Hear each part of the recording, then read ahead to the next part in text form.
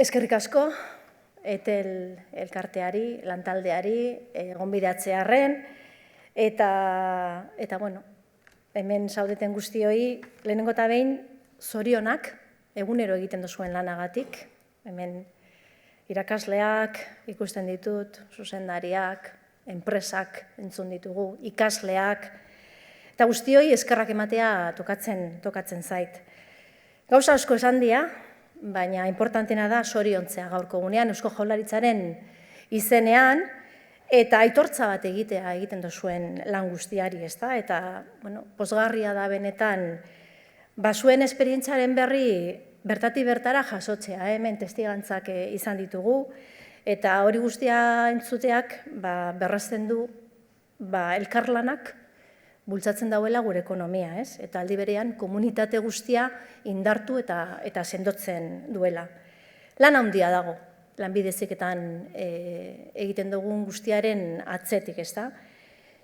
Y a mí me emociona, y lo digo de corazón, porque cada vez que visito un centro de formación profesional, que es algo que estoy intentando hacer poco a poco, conocer de cerca el trabajo que hacemos, veo que hay oportunidades, ¿no? Y cómo esas oportunidades cambian una mirada de un alumno, de un joven, de un docente. También me emociona muchas veces escuchar a nuestros equipos directivos, porque veo que realmente tienen una implicación tremenda en el trabajo que hacen día a día, ¿no? Y eso es lo que hacemos con nuestras prácticas. Generamos oportunidades de futuro para las personas que viven en Euskadi y que vienen a Euskadi cada día, como estamos viendo. Y aquí, veros aquí hoy, pues siento también esa energía, ¿no? Y esa emoción, porque bueno, lo que estamos demostrando a la sociedad de Euskadi es que hay un trabajo de red muy potente en la formación profesional, ¿no? Eta hori oso gurea den zerbait, benetan esaten dizuet, kanpora goazenean, hau ez dago ikusten, hau ez dago beste erkidego batzuetan, hau ez dago Europako hainbat tokietan.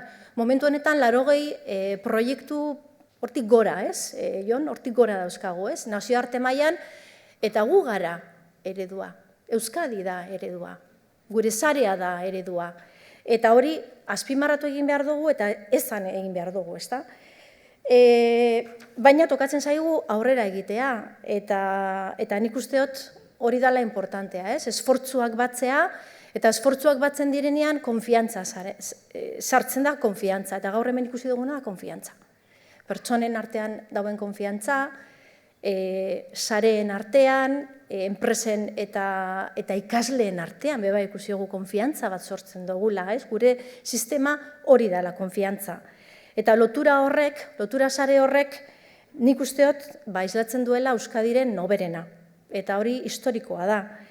Baina bai izan behar dut, lanbide heziketa asko aldatu dela. La formación profesional de los años 80, no sé si nos acordamos, no tenía el prestigio que tiene hoy en día, ¿no? No siempre fue así, eso hay que decirlo, no siempre fue así, ¿no? Y además estábamos en una crisis muy profunda, esto lo dijo el propio Lehendakari en un acto que estuvimos hace poco y lo comentábamos, ¿no? Ha cambiado tremendamente, era la gran olvidada en su momento y ahora es una opción de las más prestigiadas, diría yo, ¿no? Y eso se ha dado precisamente a esa colaboración entre las empresas, los centros y ese cambio de rumbo y esa visión que hemos tenido en Euskadi. Y eso es nuestro modelo propio, y lo tenemos que decir. Balau aizetara esan behar dugu, ezta? Y la FP Dual, se hablaba aquí de la FP Dual, pero es que detrás de todo eso hay un trabajo muy, muy grande. Hay reuniones, hay buscar los consensos con las empresas, hay convenios, hay contratos, hay hacer entender al alumnado que tiene que ir a hacer la FP Dual, porque ahora ya lo tenemos generalizado. Y eso es implicación por parte de las instituciones, implicación de las empresas y implicación de todo nuestro colectivo en la FP, en nuestros centros de FP. Eta hori guztia posiblea da indartsu gaudelako, sare sistema indartsua daukagulako, eta etengabe elkarrizketan gaudelako, hori da hemen lehen azpimarratu dana, ez? Etengabe elkarrizketa batean gaudelako, bizirik mantentzen dugu gure estrategia. Eta estrategia garatu egiten da, hain zuzen, biziri dauelako elkarrizketa hori gure enpresa eta ikastetxeen artean. Eta ezin gara konformatu, laizter aurkeztuko dugu gure estrategia berria, lanbide heziketako estrategia berria, 2030-koa. Lehen hemen esan dugu, konsolidazioa, baina ez gara konformatzen. Etorkizunera begiratu behar dugu, aurreratu egin behar gara, eta identifikatu egin behar ditugu zeintzuk diren erronka berriak. Aipatu dugu hemen inklusioa, aipatu da hemen berdintasuna, pausuak eman ditugu, baina oraindik pausu gehiago izan beharko genituzke. Gaur hemen 6 gizonezko ikusi ditugu, baina datorren ikasturtean emakumezkoak ere ikusi nahi ditugu hemen. Y hablamos de inclusión porque es un tema que está más que nunca presente, ¿no? en la formación profesional, en Euskadi en general, en nuestro sistema educativo, pero en la formación profesional también. Y cuando hablamos de inclusión, hablamos de alguien que encuentra pues, un lugar en Euskadi, que encuentra pues, una manera de mirar al futuro con esperanza y con ilusión y con posibilidades de hacer un proyecto de vida aquí en Euskadi. Y creo que eso es lo que estamos haciendo entre todos y todas, ¿no? Porque cada paso que damos, de los que hemos escuchado hoy aquí, abre oportunidades de vida para todas las personas, porque no queremos dejar a nadie atrás en el sistema educativo.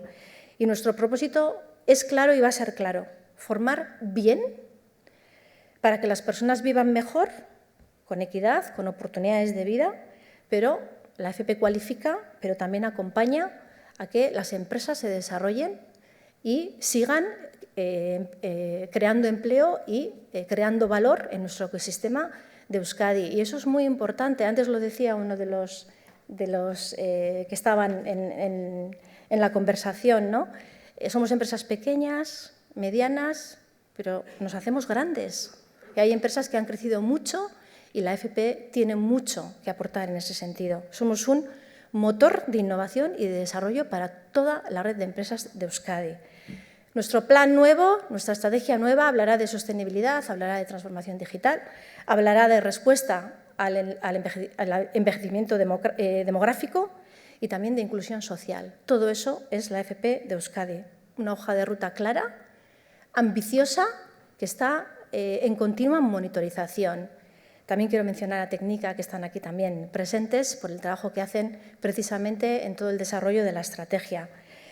Eta zifretatik haratago pertsonak, praktikak, aukerak, eta nik usteot hori dela gaur hemen azpimarratu behar dugun balio erantzia. Hemen eta kanpoan. Gure ikastetxeetan, gure enpresetan, baina batez ere gure gizarteari begira. Eta Ibon, Inigo eta Eduardo egon dira gurekin, eskerrik asko, zuen ateak irekitzen dituzuelako, eta zuen atzian dauzen pertsona guztiei, eta zuen adibideak erakusten digu gure ereduak funtzionatzen dauela eta ekarpena eta balioerantzia daukala. Eta hori da, egin dezakegun politikarik eta hoberena. Pertsona guztientzako benetako aukerak eraikitzea hezkuntzatik abiatuta. Eta hau da, nahi dugun Euskadiren irudia, lankidetzan diharduen ekosistema bat. Eta hezkuntza sailean diogun bezala, eta honekin bukatuko dut, gure hezkuntza dalako gure etorkizuna. Beraz, jarrai dezagun eraikitzen eta eraldatzen gure ekosistema. Mila esker eta gozatu gaurko egunaz. Eskerrik asko. Mila esker, sailburu andrea.